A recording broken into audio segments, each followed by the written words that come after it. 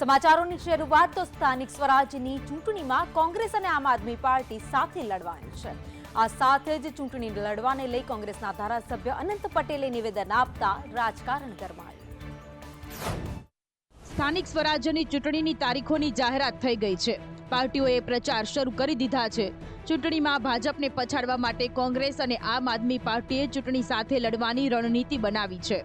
ચૂંટણીને લઈને વલસાડના ઉમરગામમાં સભાનું આયોજન કરવામાં આવ્યું હતું, જ્યાં વાંસદા બેઠક પરથી કોંગ્રેસના ધારાસભ્ય અનંત પટેલે આપ અને કોંગ્રેસને સાથે ચૂંટણી લડવાને લઈને નિવેદન આપ્યું। કોંગ્રેસ અને આપનો આ પ્લાન ભાજપ સામે કેટલો સક્ષમ સાબિત થાય છે તે પરિણામના દિવસે જ જાણી શકાશે। આમ આદમી પાર્ટી સાથે પણ અમારી વાતચીત ચાલુ છે। અમે સાથે રહીને ચૂંટણી લડીશું, કારણ કે આમ આદમી પાર્ટી અને કોંગ્રેસ વિરોધમાં લડશે, ત્રિપાંખીયો જંગ થશે તો બંનેને નુકસાન થશે। એટલે અમારા ઉપલા જે પણ નેતાઓ છે એમના દ્વારા એમની સાથે વાતચીત ચાલુ છે। રણનીતિ રહેશે કે બંને આમ આદમી પાર્ટી અને કોંગ્રેસ સાથે મળીને લડે, એવી રણનીતિ રહેશે। ને હવે વાત અમદાવાદની કરીએ, જ્યાં વગર વરસાદે ઘૂંટણસમાં પાણી ભરાઈ ગયા છે। નિકોલમાં તંત્રના પાપે સ્થાનિકોને ભારે હાલાકી વેઠવાનો વારો આવ્યો। કહેવાતા સ્માર્ટ સિટી અમદાવાદની પોલ ખુલી ગઈ છે। કોર્પોરેશન ભલે કહેતું હોય કે અપ ટુ ડેટ કામગીરી કરીએ છીએ, પરંતુ આ દ્રશ્યો ઘણું બધું કહી જાય છે। જો અમદાવાદના નિકોલ વિસ્તારમાં ગટરના પાણી રસ્તા પર આવી ગયા છે અને ત્યાંના સ્થાનિક લોકોને આ ગટરના પાણીમાંથી જ પસાર થવા મજબૂર બનવું પડ્યું છે।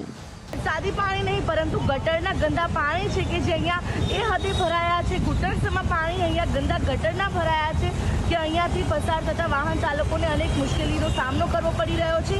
એક નજરે જોતા એવું જ લાગે કે જાણે વરસાદ બાદની કોઈ પરિસ્થિતિ છે, તો વિસ્તારમાં વરસાદી પાણી ભરાયા હોય, પરંતુ વરસાદી પાણી નહીં, ગટરના ગંદા પાણી છે જેમાંથી નિકોલના લોકો પસાર થઈ રહ્યા છે। તંત્રને અનેક રજૂઆત કરવામાં આવી છે, છતાં પણ સમસ્યાનું કોઈ નિવારણ નથી આવી રહ્યું। અહીંયા પાસે સ્કૂલ આવેલી છે, હોસ્પિટલ આવેલી છે અને આ ગંદા પાણીમાંથી પસાર થઈને લોકો બીમારીમાં પણ સપડાઈ રહ્યા છે, છતાં પણ તંત્રના પેટનું પાણી નથી હલી રહ્યું અને લોકો મુશ્કેલી વેઠવા માટે મજબૂર બની રહ્યા છે। કેમેરા પર્સન મેહુલ પટેલ સાથે આયુષી યાજ્ઞિક, સંદેશ ન્યૂઝ, અમદાવાદ। એક બે નહીં, પરંતુ 15 દિવસથી લોકો આ મુશ્કેલીનો સામનો કરી રહ્યા છે, પરંતુ તંત્ર ઘોર નિંદ્રામાં છે। તો રાજ્યમાં વધુ એક કૌભાંડી કંપની પોલીસે ઝડપી પાડી છે। બનાસકાંઠામાં નાવસ્ટાર્ટવે કંપનીના નામે લોકોના કરોડો રૂપિયાનું ફુલેકું ફેરવી નાખવામાં આવ્યું। લોકોના કરોડો રૂપિયાનું ફુલેકું ફેરવી નાખનાર કંપનીઓ એક પછી એક સામે આવી રહી છે। રાજ્યમાં વધુ એક કંપનીએ સીઆઈડી ક્રાઇમે ઝડપી પાડી છે। બનાસકાંઠામાં નિરંજન શ્રીમાળી, જે નાવસ્ટાર્ટવે નામની કંપની ચલાવતો હતો, જેમાં ત્યાર સુધીમાં 15,000થી વધારે લોકોએ રોકાણ કર્યું હતું અને લોકો પાસેથી તેણે 130 કરોડ રૂપિયા લીધા હતા, જેમાંથી હજુ 84 કરોડ રૂપિયા લોકોને ચૂકવવાના બાકી છે। આખો મામલો સામે આવતા જ પોલીસે તપાસનો ધમધમાટ શરૂ કર્યો અને સુરતથી નિરંજન નામના આરોપીની ધરપકડ કરી લેવામાં આવી।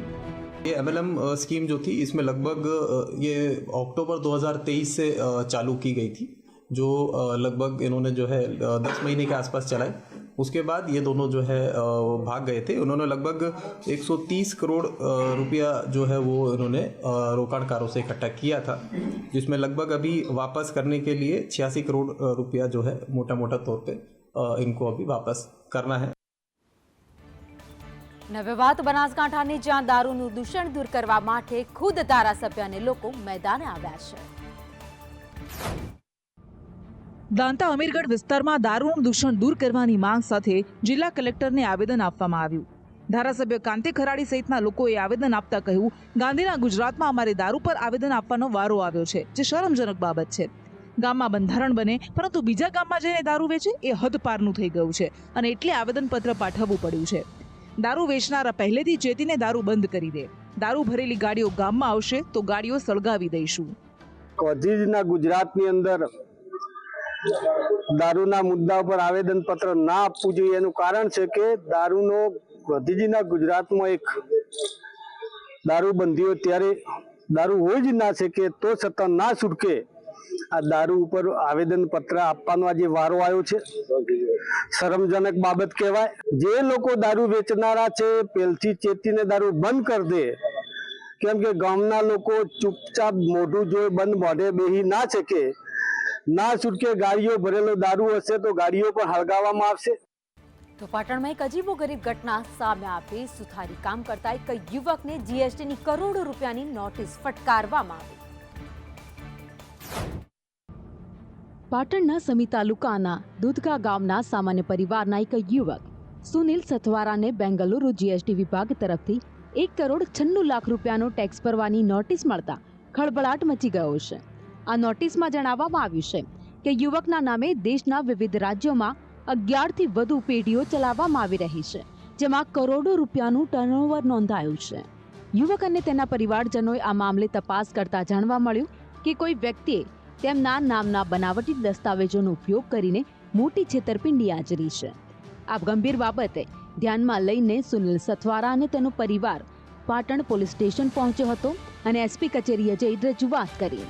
જો કે આ મામલે છેતરપિંડીનો ભોગ બનનાર યુવકનું કહેવું છે 1,96 લાખ રૂપિયા મારે ટેક્સ ભરવાનો આવ્યો છે।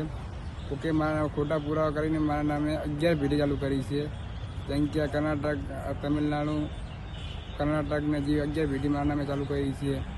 એમાં અમે વકીલની સલાહ લીધી। વકીલે અલગ અલગ કાગળ અમને કાઢી આપ્યા। હાલ મારા નામ ઉપર 100 કરોડનું કૂપન ઉડેલું છે। હાલ તો હવે પોલીસ સમગ્ર મામલે કોણે કૌભાંડ આચર્યું છે તેની તપાસ કરી રહી છે। તો પ્રયાગરાજમાં ચાલી રહેલ મહાકુંભની જેમ અમદાવાદમાં પણ મિની કુંભનું આયોજન કરવામાં આવ્યું। આજે ગૃહમંત્રી અમિત શાહે તે મેળાનું ઉદ્ઘાટન કર્યું। એક તરફ પ્રયાગરાજમાં મહાકુંભ ચાલી રહ્યો છે, ત્યારે અમદાવાદ ખાતે પણ મિની કુંભ મેળાનું આયોજન કરવામાં આવ્યું છે। આજે કેન્દ્રીય ગૃહ અને સહકારિતા પ્રધાન અમિત શાહના હસ્તે આ મેળાનું ઉદ્ઘાટન કરાયું છે। જીએમડીસી ગ્રાઉન્ડ ખાતે આજથી શરૂ થયેલા આ મિની કુંભ મેળો 26 જાન્યુઆરી સુધી ચાલશે।